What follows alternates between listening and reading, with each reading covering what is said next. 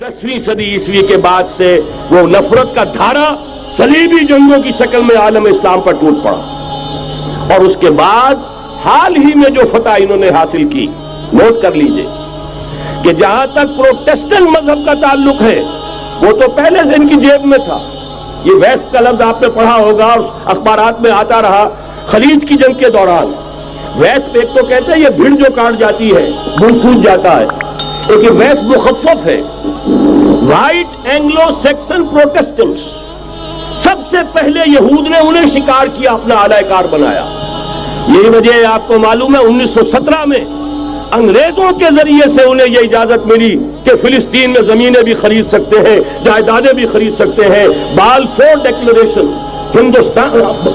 इंग्लिस्तान का वजीर खारजा था जिसने कि ये इजाजत दिलवाई है।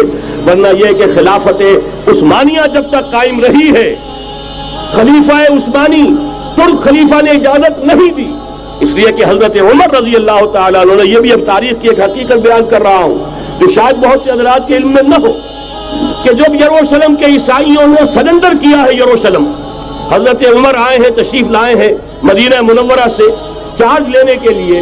उस वक्त जो ट्रीटी लिखी गई है, जो मुआहदा हुआ है, उसमें वहां के यहूदियों, यहाँ के ईसाइयों ने तय कराया था कि यहां आप यहूदियों को आबाद होने की इजाजत नहीं देंगे। यहूदी आ सकता है, ज़ियारत कर सकता है, अपने मकामात मुक़द्दसा को आकर देख सकता है, यहां आबाद नहीं हो सकता। और ये कौन शर्त रख रहा है? ईसाई। उस वक्त तक ईसाइयों की दुश्मनी यहूदियों के साथ इस दर्जे में थी।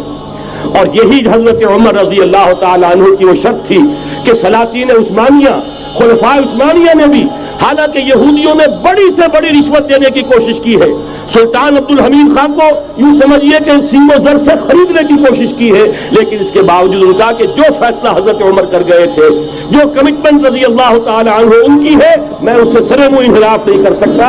असल में उसी की तो सदा है जो फ्री मेसनरी के जरिए से खिलाफत का खात्मा कराया गया, कि यही सबसे बड़ी रुकावट है। अगर खिलाफत खत्म न होती और अगर कहीं जिहाद का ऐलान खलीफा उस्मानी की तरफ से हो गया होता, तो ये कही थी बात जब हजरत शेखुल हिंद रहमतुल्लाह अलैह जब ये असीरी में थे माल्टा में, तो वहां का अंग्रेज कमांडेंट उसने चूंकि वो कुछ मुरीद हो गया था या कम से कम अकीदतमंद हो गया था, एक रोज हजरत शेखुल हिंद ने उनसे सवाल किया उस शख्स से कि आप लोग हमारी खिलाफत के पीछे क्यों पड़े हुए? ये तो बीमार, तुम खुद कहते हो यूरोप का मर्दे बीमार तुर्की, आपको क्या डर है इससे? आप क्यों इस बेचारी खिलाफत के डर पे हैं? उस शख्स ने जवाब दिया था, मौलाना इतने भोलपन के साथ बात ना कीजिए, हम भी जानते हैं, आप भी जानते हैं, अगर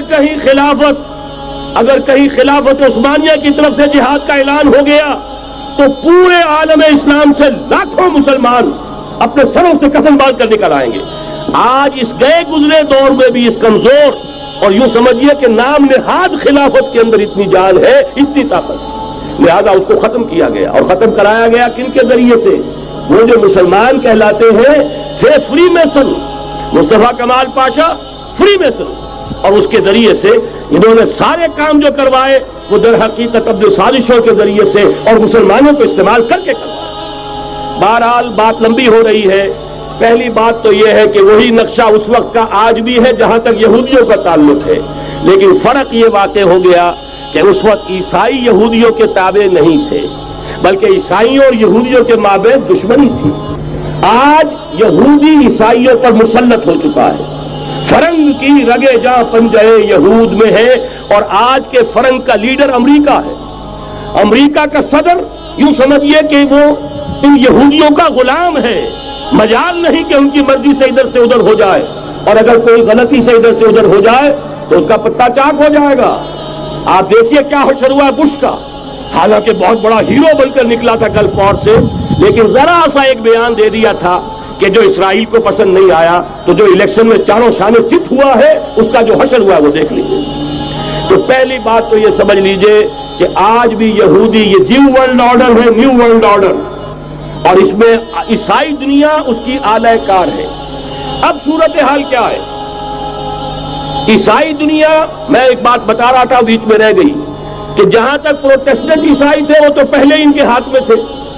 हाल ही में इन्होंने जो फतह हासिल की है وہ کیتھولک عیسائیت کو بھی اپنے ہاتھ میں لے لیا ہے۔ چنانچہ پوپ صاحب نے فرمان جاری کر دیا ہے کہ ہمارے خداوند یسوع مسیح کے قتل کی ذمہ داری ان یہودیوں پر نہیں ہے، بری کر دیے گئے۔ 1900 برس کے بعد، بلکہ 2000 برس کے قریب ہو گئے، انہیں ایگزونریٹ کر دیا گیا، ایبسولو کر دیا گیا، ان پر ذمہ داری نہیں۔ نتیجہ یہ نکلا ہے کہ ابھی چند مہینے پہلے جو مذاکرات صلح کے ہو رہے تھے، جن میں یاسر عرفات بھی تھے اور یہ اسحاق رابین گیا ہوا تھا واشنگٹن، وہاں سے واپس آیا ہے تو روم میں رک کر پاپائے روم سے ملاقات کر کے تشریف لائے ہیں۔ انہیں دعوت دی ہے کہ یروشلم آئیے، اور ویٹیکان نے تسلیم کر لیا ہے اسرائیل کو، اور ویٹیکان کا اب جو ہے ایک ایمبیسی، اس کا جو ہے سفارت خانہ وہ یروشلم میں بننے والا ہے، اور پوپ صاحب بھی وزٹ کرنے والے ہیں۔ گویا کہ یہ گٹھ جوڑ اب مکمل ہو چکا، اب کہیں اس میں کوئی کمی نہیں رہی۔ اس یونائٹڈ فورس کے ساتھ یہ نیو ورلڈ آرڈر اس وقت عالم اسلام پر حملہ آور ہے۔ اب اس پہ نوٹ کیجئے کہ اس وقت کی فضا ہے کیا۔ عالم اسلام میں سے عالم عرب ان کے شکنجے میں جا چکا، کیوں بنا کر کھڑے ہوئے ہیں اسرائیل کو ماننے کے لیے اور سر تسلیم خم کرنے کے لیے۔ انہیں بلا کر میڈرڈ میں پیش کیا گیا یہودیوں کے سامنے کہ تم جن کے ساتھ ایک ٹیبل پر بیٹھنے کو تیار نہیں تھے، میڈرڈ میں آؤ، آؤ اپنا قبرستان دیکھو۔ یہ اسپین کی سرزمین جہاں تم نے 800 برس حکومت کی تھی، یہ تمہارا قبرستان، یہاں آؤ اور بیٹھو اور ان کے ساتھ بات کرو۔ گئے تھے کہ نہیں تمام فرنٹ لائن سٹیٹس میڈرڈ میں؟ حالانکہ کوئی بین الاقوامی کانفرنس کبھی میڈرڈ میں نہیں ہوئی، یا تو یہ واشنگٹن میں، بعد میں وہ سارے معاملات واشنگٹن میں چلے، شروع وہاں سے کیا۔ اس لیے کہ نیوز ویک کا کچھ عرصے پہلے کور سٹوری جو تھی 1992 is the year of Spain. Why? 1592 was the year of the fall of Granada. 1492 میں 1492 میں غرناطہ کا سقوط ہوا، اور پورے آئیبیرین پیننسولا سے ایک ایک مسلمان بچہ نکال کر ختم کر دیا گیا، یا زندہ جلا دیے گئے، یا تہہ تیز کر دیے گئے، یا جہازوں میں بھر بھر کر۔ اور آپ کو معلوم ہے میڈیٹرینین کی حیثیت کیا ہے، خلیج ہے، ایک معمولی سی خلیج، ادھر سے اسپین کا ساحل قریب آ جاتا ہے، اسپین کے ساحل سے جہازوں میں بھرا اور نارتھ افریقہ کے ساحل کے اوپر پھینک کر آ گئے۔ پورے ہسپانیہ میں جہاں 800 برس مسلمان کی حکومت رہی، ایک بچہ بھی مسلمان نام کا موجود رہا۔ یہ تھا 1492، اور اب آیا تھا 1992۔ 1992 is the year of Spain۔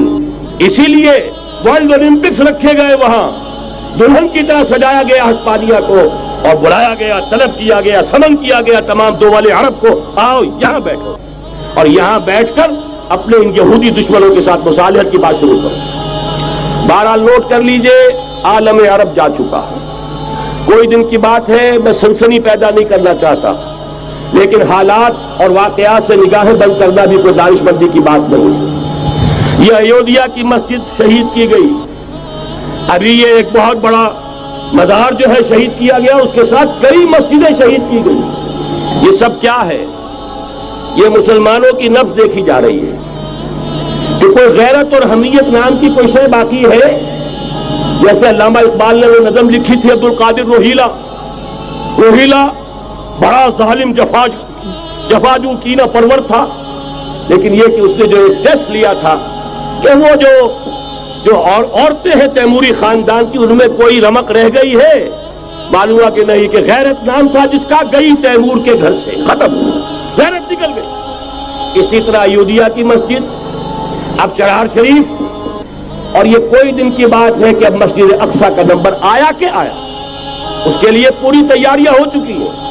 یروشلم کا مشرقی حصہ خالی کرایا جا چکا ہے، اس کے اندر اب پورا تسلط یہودی کر رہے ہیں، یہاں تک کہ اب کے یاسر عرفات صاحب نے بھی کچھ نہ کچھ جو ہے احتجاج کی بات کی ہے، حالانکہ اب تک ہر بات مان کر منقار زیر پر تھا، لیکن یہ کہ ایک وقت آتا ہے آخر کار اسے بھی کچھ بولنا پڑ گیا ہے۔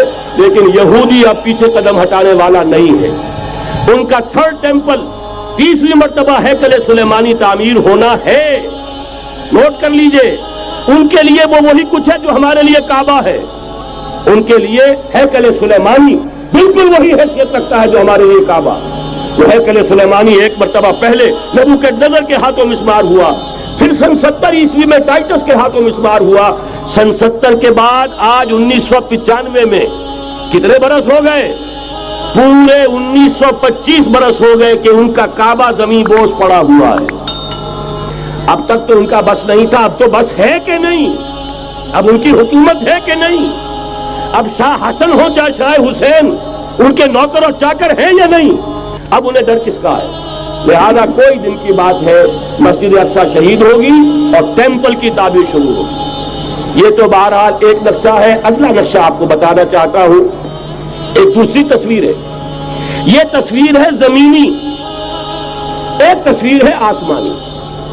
وَمَكَرُوا وَمَكَرَ اللَّهُ وَاللَّهُ خَيْرُ الْمَاكِرِينَ. انہوں نے اپنی سی تدبیریں کی، اللہ نے اپنی تدبیر کی. اور ظاہر بات ہے اللہ کی تدبیر سے بہتر تدبیر کس کی ہوگی؟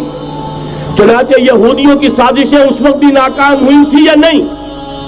ظاہر بات ہے جاء الحق وزهق الباطل ان الباطل کان زهوقا.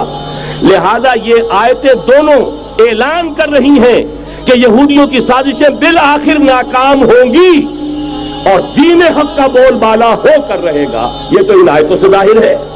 یریدون لیطفئوا نور اللہ بافواہہم واللہ متم نورہ ولو کرہ الکافرون. یریدون ان یطفئوا نور اللہ بافواہہم ویأبی اللہ الا یتم نورہ ولو کرہ الکافرون. هو الذی ارسل رسولہ بالہدی ودین الحق لیظہرہ علی الدین کلہ ولو کرہ المشرکون. اللہ نے تو بھیجا ہی ہے اپنے رسول کو اس فیصلے کے ساتھ اور یہ ذمہ داری اور مشن دے کر کہ جو دین حق آپ کو دے کر بھیجا جا رہا ہے اسے غالب کیجئے، نافذ کیجئے، قائم کیجئے. اس مشن کے ساتھ بھیجا جا رہا ہے اور وہ بہرحال آیا جاء الحق وزهق الباطل ان الباطل کان زهوقا. لیکن نوٹ کرنے کی بات یہ ہے، ذرا یہاں تھوڑا سا تحمل کے ساتھ غور کیجئے گا، کہیں میرے خلاف کوئی فتویٰ دینا شروع کر دیں. کیا حضور کا مقصد بعثت اس وقت مکمل ہو گیا تھا؟ ایک درجے میں ہو گیا کہ جزیرہ نما عرب پر اللہ کے نور کا بھی اتمام ہو گیا، اللہ کا دین بھی غالب ہو گیا. ہو گیا کہ نہیں ہو گیا؟ لیکن کیا محمد الرسول اللہ صرف عرب کے لیے بھیجے گئے تھے؟ قرآن کہتا ہے ببانگ دول وما ارسلناک الا کافۃ للناس بشیرا ونذیرا. اے محمد صلی اللہ علیہ وسلم، ہم نے نہیں بھیجا ہے آپ کو مگر پوری نوع انسانی کے لیے بشیر اور نذیر بنا کر. تو جان لیجئے کہ یہ مقصد بعثت محمدی صلی اللہ علیہ وسلم بتمام و کمال اس وقت پورا ہوگا جب کل عالم انسانیت پر، کل روئے ارضی پر اللہ کا دین اسی طرح غالب ہو جائے گا جس طرح کہ محمد رسول اللہ والذین معہ صلی اللہ علیہ وسلم ورضی اللہ تعالی عنہم اجمعین، ان کے ہاتھوں سے، ان کے ایثار سے، ان کی قربانیوں سے، جن کا نقشہ آپ کے سامنے مولانا کھینچ چکے ہیں، ان کے اثار، ان کی قربانیاں، ان کی محنت، ان کی جفاکشی، ان کی سرفروشی، ان کے جان تن من دھن لگا دینے کے نتیجے میں جیسے اس وقت غالب ہوا تھا کل روئے ارضی پر غالب ہوگا، تب کہیں جا کر مقصد بعثت محمدی مکمل ہوگا. یہی وجہ ہے اقبال نے کہا تھا وقت فرصت ہے کہاں، کام ابھی باقی ہے، نور توحید کا اتمام ابھی باقی ہے. لیکن ساتھ ہی خوشخبری بھی دی تھی، یہ چمن معمور ہوگا نغمہ توحید سے. آئے گا وہ دور، یہ چمن معمور ہوگا نغمہ توحید سے، لازماً آ کر رہے گا. هي الحلقات تحفظني بآيات من القرآن، هي الحلقات تمحو